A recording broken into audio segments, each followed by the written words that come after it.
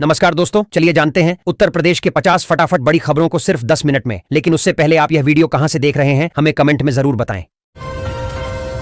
कानपुर का AQI दिन प्रतिदिन बढ़ रहा, सांस लेना भी मुश्किल। आने वाले दिनों में और खतरनाक होगी हवा। कानपुर में नवंबर के महीने में वायु प्रदूषण का स्तर लगातार बिगड़ रहा है, जिससे शहर में गंभीर स्वास्थ्य समस्याएं हो रही हैं। प्रदूषण नियंत्रण बोर्ड ने निर्माण कार्यों पर निगरानी रखने और कूड़ा जलाने वालों के खिलाफ सख्त कार्रवाई करने की अपील की है। डॉक्टरों ने बच्चों, बुजुर्गों और रोगियों को सतर्क रहने की सलाह दी है। कानपुर के 27,000 स्मार्ट मीटर उपभोक्ताओं का अगले माह कट जाएगा बिजली कनेक्शन। यह है वजह कानपुर में केस्को 500 करोड़ रुपए की लागत से स्मार्ट मीटर लगा रहा है, जिसमें 75,000 घरों में मीटर बदले जा चुके हैं। 27,000 ऐसे उपभोक्ता हैं जिनका बैलेंस निगेटिव होने पर भी बिजली मिल रही है, लेकिन अब 1 महीने में उनके कनेक्शन काटे जाएंगे। उपभोक्ताओं को KESCO smart bill app download करने की सलाह दी गई है ताकि वे समय पर रिचार्ज कर सकें। कानपुर में घोटाला, कागजों में 10,559 लाभार्थियों को बांटा पुष्टाहार, मुख्य सेविका सहित 2 निलंबित। कानपुर के घाटमपुर में आंगनबाड़ी योजनाओं में भ्रष्टाचार का मामला सामने आया है। जांच में 10,559 लाभार्थियों को पुष्टाहार वितरण में अनियमितता पाई गई। जिलाधिकारी के आदेश पर गठित कमेटी ने मुख्य सेविका सहित 2 को निलंबित कर दिया है। साइबर सुरक्षा और जलवायु परिवर्तन बड़ी चुनौती, सीएम योगी बोले। संकट के समय भारत ने हमेशा दिया योगदान। सिटी मॉन्टेसरी स्कूल में न्यायाधीशों के सम्मेलन में मुख्यमंत्री योगी आदित्यनाथ ने कहा कि आज के समय में साइबर सुरक्षा और जलवायु परिवर्तन बड़ी चुनौतियां हैं। उन्होंने बताया कि एकता और बंधुत्व पर आधारित यह सम्मेलन विश्व को जोड़ने में सहायक होगा। मुख्यमंत्री ने कहा कि जहां नया युग जीवन को सरल बना रहा है, वहीं साइबर अपराध जैसी समस्याएं भी बढ़ रही हैं, जिनसे निपटने के लिए सामूहिक प्रयास की जरूरत है। लखनऊ में राष्ट्रपति द्रौपदी मुर्मू का आगमन 28 को करेंगी विश्व एकता के लिए ध्यान योग का शुभारंभ। राष्ट्रपति वर्ष 2009 से इस संस्था के अनेकानेक कार्यक्रमों का हिस्सा बन चुकी है। यूपी में पहली बार संस्था के कार्यक्रम में आ रही है। कार्यक्रम में राज्यपाल आनंदीबेन पटेल, मुख्यमंत्री योगी आदित्यनाथ, राजयोगी मृत्युंजय भाई, राजयोगिनी संतोष दीदी सहित विभिन्न राज्यों के प्रतिनिधि, राजयोग प्रशिक्षक व अनेक सामाजिक क्षेत्र से जुड़ी हस्तियां शामिल होंगी।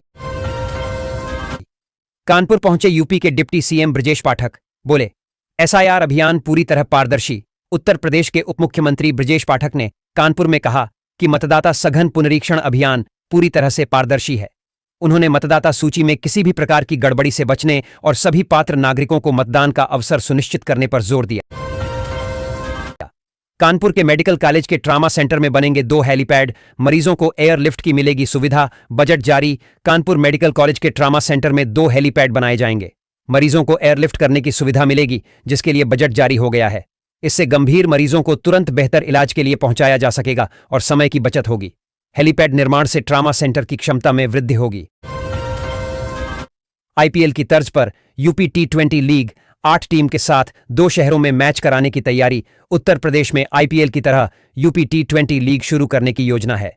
इस लीग में 8 टीमें हिस्सा लेंगी और मैच 2 शहरों में आयोजित होंगे। Uttar Pradesh cricket association UPCA इस लीग को आयोजित करने की तैयारी कर रहा है, जिसका उद्देश्य राज्य के युवा क्रिकेटरों को एक मंच देना है।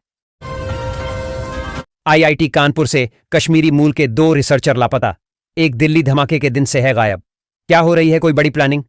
दिल्ली बम धमाकों की साजिश से जुड़े डॉ. शाहीन और डॉ. आरिफ मीर के बाद अब IIT कानपुर में शोध कर रहे कश्मीरी मूल के 2 शोधार्थियों के लापता होने की जानकारी सामने आई है। खुफिया एजेंसियों और पुलिस ने उनकी लोकेशन ट्रेस करने सहित जांच शुरू कर दी है। हालांकि IIT प्रबंधन ने ऐसे किसी लापता शोधार्थी की जानकारी से इनकार किया है।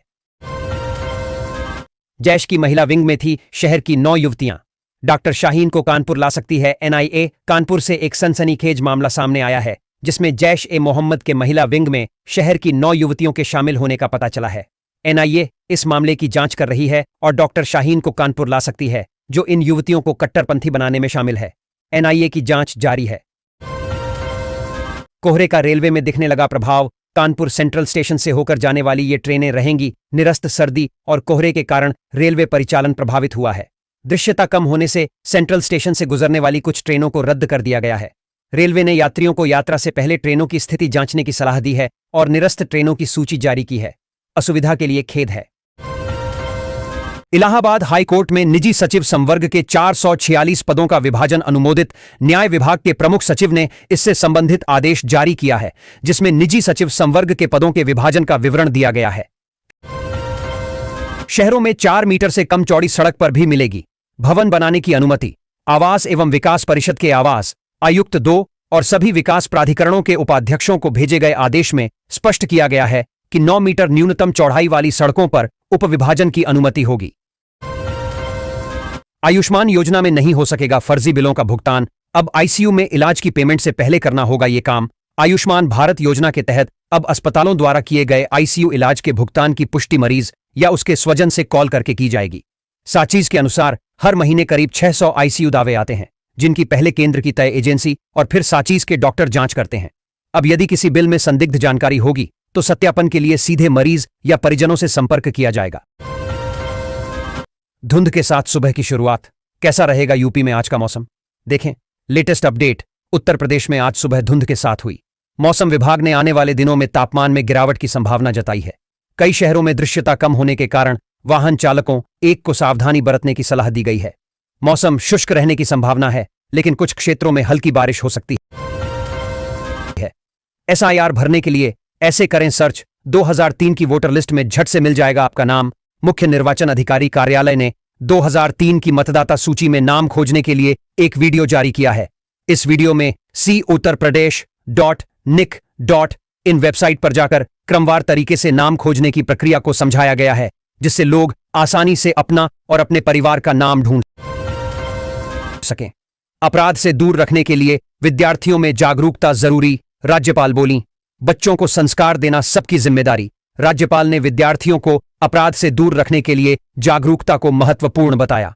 उन्होंने कहा कि बच्चों को संस्कार देना सबकी जिम्मेदारी है। राज्यपाल ने इस बात पर जोर दिया कि अच्छे संस्कार बच्चों को सही रास्ते पर ले जाते हैं और समाज को बेहतर बनाते हैं। अब दुनिया को नए संयुक्त राष्ट्र की जरूरत, राजनाथ सिंह बोले। दुनिया भर के संघर्षों में नहीं दिखी यूएन की सक्रिय भूमिका। रक्षा मंत्री राजनाथ सिंह ने संयुक्त राष्ट्र की भूमिका और कार्यप्रणाली पर सवाल उठाते हुए कहा कि इजरायल, हमास, यूक्रेन, रूस और अफ्रीका के कई हिस्सों में चल रहे संघर्षों के बावजूद यूएन की सक्रियता नहीं दिखी।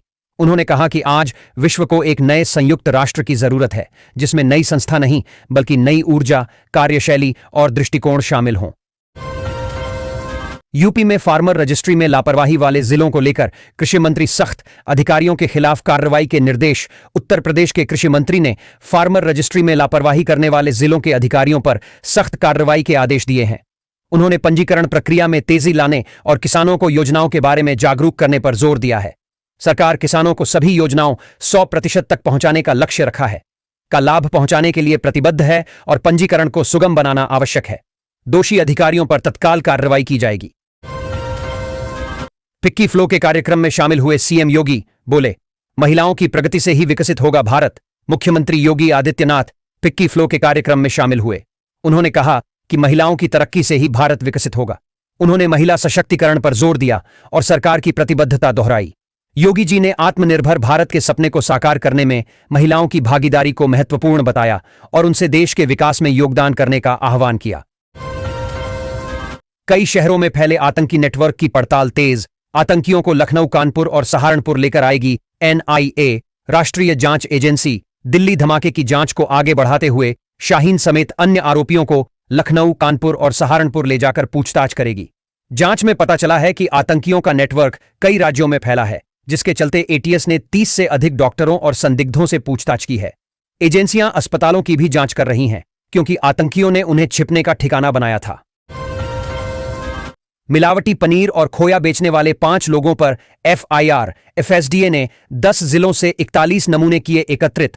खाद्य सुरक्षा एवं औषधि प्रशासन एफएसडीए ने मिलावटी खाद्य पदार्थों के खिलाफ कार्रवाई करते हुए सिद्धार्थनगर, देवरिया और प्रतापगढ़ में एफआईआर दर्ज कराई है। 10 जिलों में चलाए गए अभियान में 41 नमूने लिए गए और मिलावटी खाद्य सामग्री नष्ट की गई। मिलावटी पनीर, रिफाइंड तेल और अन्य संदिग्ध सामग्री जब्त की गई, जिससे मिलावटखोरों पर शिकंजा कसा गया। अटल बिहारी वाजपेयी चिकित्सा विवि को जल्द मिलेंगे नए कुलपति। साक्षात्कार की तारीख घोषित। अटल बिहारी वाजपेयी चिकित्सा विश्वविद्यालय लखनऊ को जल्द ही नया कुलपति मिलने वाला है। 26 नवंबर को साक्षात्कार होंगे और परिणाम दिसंबर के पहले सप्ताह में घोषित किए जाएंगे। देश भर से 15 वरिष्ठ डॉक्टरों को बुलाया गया है। वर्तमान में प्रो संजीव मिश्र कुलपति का कार्यभार संभाल रहे हैं, जिनका कार्यकाल बढ़ाया गया है। विश्वविद्यालय से लगभग 360 नर्सिंग और पैरामेडिकल कॉलेज संबद्ध हैं। सभी राशन कार्ड धारकों के लिए बड़ी खुशखबर। अब महीने 5,000 रुपये की आर्थिक सहायता भारत सरकार और राज्य सरकारों द्वारा राशन कार्ड धारकों को मुफ्त अनाज, चावल, गेहूं देने के साथ साथ अब आर्थिक सहायता देने की बात सामने आ रही है। मीडिया रिपोर्ट्स और चल रही चर्चाओं के अनुसार राशन कार्ड धारकों को प्रत्येक महीने 2,000 रुपये की आर्थिक मदद सीधे उनके बैंक खातों में दिए जाने की योजना पर विचार किया जा रहा है। 21वीं किस्त के 2,000 रुपये किसानों को आज से मिलना शुरू। प्रधानमंत्री किसान सम्मान निधि योजना के तहत देश के करोड़ों किसानों के लिए अच्छी खबर है। सरकार ने छोटे और सीमांत किसानों को आर्थिक संबल प्रदान करने के उद्देश्य से 21वीं किस्त की राशि जारी कर दी है। इस योजना के अंतर्गत पात्र किसानों को सालाना 6,000 रुपये की आर्थिक सहायता दी जाती है, जो 2,000 रुपये की 3 समान किस्तों में सीधे उनके बैंक खातों में भेजी जाती है। साल 2025 की इस महत्वपूर्ण किस्त का लाभ देश भर के किसानों को मिलना शुरू हो गया है। अब सभी बुजुर्ग मजदूरों को हर महीने 3,000 रुपये पेंशन। भारत सरकार ने असंगठित क्षेत्र में काम करने वाले मजदूरों और श्रमिकों के भविष्य को सुरक्षित करने के लिए कई महत्वाकांक्षी योजनाएं शुरू की हैं। इन्हीं योजनाओं में से एक अत्यंत महत्वपूर्ण योजना है ई श्रम कार्ड पेंशन योजना। इस योजना का मुख्य उद्देश्य वृद्धावस्था में श्रमिकों को आर्थिक सुरक्षा प्रदान करना है, ताकि उन्हें बुढ़ापे में किसी भी तरह की आर्थिक तंगी का सामना न करना पड़े। महिलाओं को हर महीने मिलेगा 7,000 रुपये का लाभ। आज के समय में महिलाओं को आर्थिक रूप से मजबूत बनाना बेहद जरूरी हो गया है। इसी को ध्यान में रखकर सरकार ने बीमा सखी योजना की शुरुआत की है।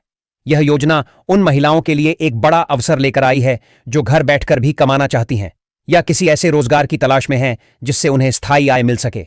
इस योजना के तहत महिलाओं को न केवल बीमा क्षेत्र में काम करने का मौका मिलता है,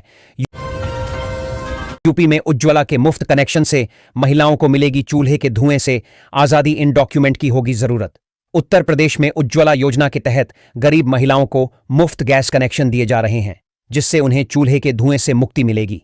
इसके लिए बीपीएल कार्ड, आधार कार्ड जैसे दस्तावेजों की आवश्यकता होगी। ऑनलाइन और ऑफलाइन दोनों तरह से आवेदन किया जा सकता है, जिससे महिलाओं के स्वास्थ्य और जीवन स्तर में सुधार होगा। अमेठी में अतिक्रमण का शिकार हो रही है इंडस्ट्रियल एरिया की सड़कें। वाहनों का आवागमन बाधित। अमेठी के औद्योगिक क्षेत्र में सड़कों पर अतिक्रमण की समस्या बढ़ रही है, जिससे वाहनों का आवागमन बाधित हो रहा है। दुकानदारों और फेरी वालों द्वारा अवैध कब्जे के कारण सड़कें संकरी हो गई हैं, जिससे उद्यमियों को माल परिवहन में कठिनाई हो रही है। स्थानीय प्रशासन की निष्क्रियता के कारण समस्या का समाधान नहीं हो पा रहा है। रोडवेज की बसों में ऐप से भी बुक कर सकेंगे सीट। मिलेगी लाइव ट्रैकिंग की सुविधा। उत्तर प्रदेश रोडवेज की बसों में अब मोबाइल ऐप से सीट बुकिंग और लाइव ट्रैकिंग की सुविधा मिलेगी। इससे यात्रियों को टिकट बुकिंग में आसानी होगी और बस स्टैंड पर इंतजार करने की जरूरत नहीं होगी। यह कदम डिजिटल इंडिया की ओर एक महत्वपूर्ण प्रयास है, जिससे यात्रियों को बेहतर अनुभव मिलेगा। प्रयागराज जाने वाली ट्रेनों के स्टेशनों में बदलाव। कई गाड़ियां आंशिक रूप से निरस्त। माघ मेला के कारण रेलवे ने 2 जनवरी से 17 फरवरी तक प्रयागराज जाने वाली कई ट्रेनों के स्टेशनों में बदलाव किया है। कुछ ट्रेनें सूबेदारगंज तक ही जाएंगी। इसके अतिरिक्त 1 से 30 दिसंबर तक टनकपुर अछनेरा स्पेशल ट्रेन चलेगी। आरपीएफ ने ऑपरेशन नन्हे फरिश्ते के तहत 3 वर्षों में 742 बच्चों को बचाया है। आगरा में जहरीली हवा, सांस उखड़ने के साथ बेचैनी और घबराहट, अस्थमा, दिल और शुगर के मरीजों की हालत बिगड़ी। बरतें ये सावधानी। आगरा में सर्द हवाओं के चलते प्रदूषण का स्तर बढ़ गया है, जिससे कार्बन मोनोऑक्साइड जैसी जहरीली गैसों का स्तर बढ़ गया है। इससे अस्थमा, हृदय रोग और मधुमेह रोगियों को सांस लेने में तकलीफ और बेचैनी हो रही है। चिकित्सकों ने मरीजों को सावधानी बरतने और प्रदूषित जगहों से बचने की सलाह दी है। वायु गुणवत्ता सूचकांक 200 तक पहुंच गया है।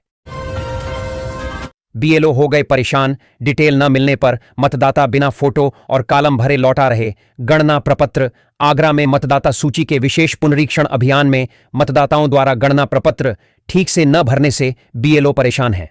प्रपत्रों में वर्ष 2003 की जानकारी, फोटो और हस्ताक्षर तक अधूरे हैं। डीएम ने बीएलओ को सही तरीके से कार्य करने के निर्देश दिए हैं। मतदाताओं को फॉर्म 6 भरकर जमा करने को कहा गया है। प्रयागराज के किसान परेशान। धान क्रय केंद्र की हाटा के लिए मिली थी स्वीकृति, 12 किलोमीटर दूर मांडा में खोल दिया गया। प्रयागराज में किसानों को धान क्रय केंद्र की स्वीकृति हाटा के लिए मिली थी, लेकिन खाद्य एवं विपणन विभाग के अधिकारियों ने इसे 12 किलोमीटर दूर मांडा में खोल दिया।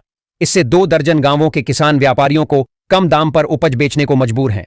किसानों ने डीडीओ से शिकायत की है और हाटा में क्रय केंद्र खोलने की मांग की है ताकि उन्हें उचित मूल्य मिल सके।